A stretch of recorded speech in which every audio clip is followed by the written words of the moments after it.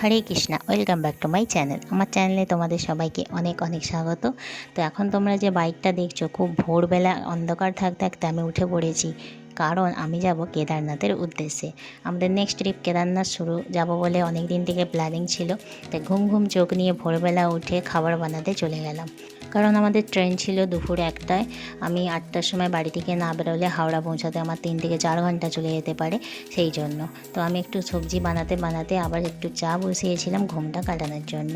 তো চাটা খেয়ে ফ্রেশ হয়ে রান্না বান্না করে আমি স্নান করে সুন্দর করে সাজুগুজু করে চুলটুল আজিয়ে সব কিছু প্যাকিং করে রেডি হয়ে চলে গেলাম সুলতাননগর গাড়িয়ে করে। আমি আমার হাজব্যান্ড দুজনে মিলে সুলতাননগর পর্যন্ত আমরা বাইকে গেছি। এরপর আমি গাড়ি পেয়ে গেছি, বাসে উঠে পড়লাম। বাসে উঠে বাইরের দিকে খুব সুন্দর একটা দৃশ্য দেখতে দেখতে যাচ্ছিলাম, কারণ সেদিন ছিল খুব সুন্দর মেঘলা ওয়েদার। এইভাবেই গান শুনতে শুনতে পড়িয়ে চলে গেলাম আমি হাওড়া স্টেশনে গিয়ে দেখি আমাদের গাড়ি 4 ঘন্টা লেট।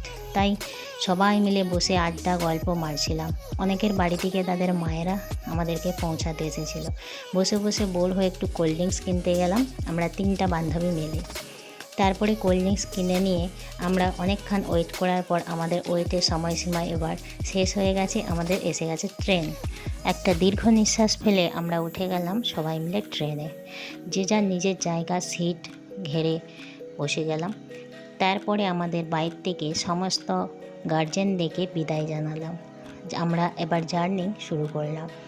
এবার ট্রেনের ভেতরে বসে বসে করবোটা কি, 4জনে মিলে আমরা একটা লুডো খেলা শুরু করেছিলাম। লুডো খেলার পর আমরা খাওয়া দাওয়া করে যে যার চলে গেলাম সিটে। রাত হয়ে গেছে, চলো টাটা, আজকের মতো শুয়ে পড়লাম।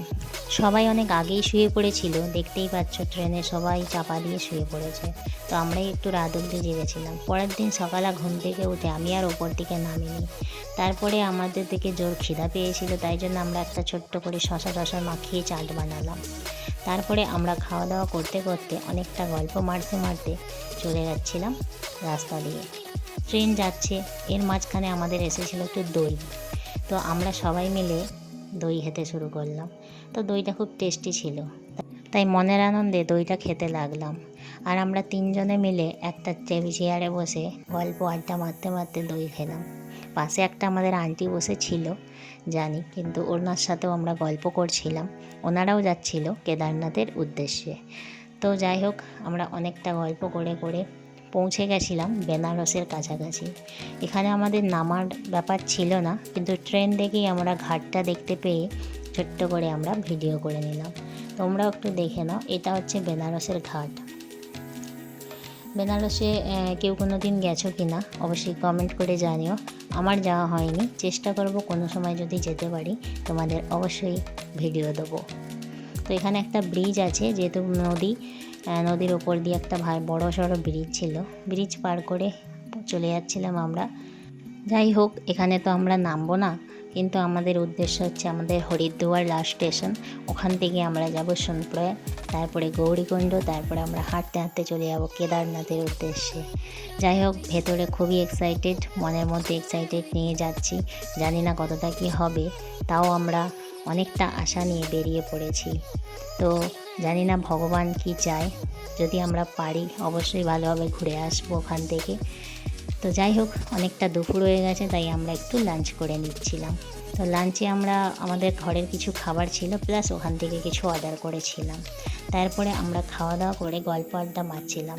এই যে দেখছো আমাদের সঙ্গে যাচ্ছিল এই ভাইটাকে অনেকটা ঠান্ডা লাগছিল, আর পাশের সিটে বসে থাকা মানুষের মাথা খাচ্ছিল, গল্প করে করে তাদের দিকে পরিশান করে দিচ্ছিল। যাই হোক, আমাদের ট্রেন জার্নি শেষ হয়ে গেল। আমরা পৌঁছে গেছি হরিদ্বার স্টেশনে নেমে খুব ভিড় ছিল, দেখতেই পাচ্ছ। তারপরে আমরা আমাদের লাগেজ টানতে টানতে আমরা হাঁপাতে চলে যাচ্ছি স্টেশনের বাইরে, কারণ স্টেশন থেকে আমাদেরকে ব্রিজ না পার করলে আমরা বাইরে যেতে পারবো না। তো আমরা খুব মজা করতে করতে আনন্দ করতে করতে চলে গেলাম হরিদ্বার স্টেশন। আর হরিদ্বার স্টেশনের বাইরে এরকম একটা লেখা ছিল, তোমরা অনেকেই হয়তো গেছো তো জানতে পারবে। তো এখানে নাজারাটা একটু দেখো, খুবই সুন্দর। শিব মন্দির বলবো না, একটা মূর্তি এখানে রাখা আছে। আর বাকি প্রচণ্ড লোক এখানে বসে আছে, কি হয়তো অনেকে ট্রেন আছে, লেট আছে, যার কারণে হোক বসে আছে। তো আমরা ওখান থেকে চলে গেছিলাম ভারত সেবাশ্রম। ওখানে আমাদের স্টে করার ব্যাপার ছিল, রুম নেওয়ার ছিল। তাই রুমে আমরা ব্যাগপত্র রেখে খাওয়া দাওয়া করতে বেরোলাম। অনেকটা খিদে পেয়েছিল, তো রাত্রি প্রায় হয়ে গেছিলো। তো খাওয়া দাওয়া করে আজকের রাতটা আমরা হরিদ্বারে স্টে করলাম। তো আজকের ভিডিও এই পর্যন্তই। পরের দিন আমরা কি করলাম, পরের ভিডিওর জন্য ওয়েট করো। Tata, bye bye.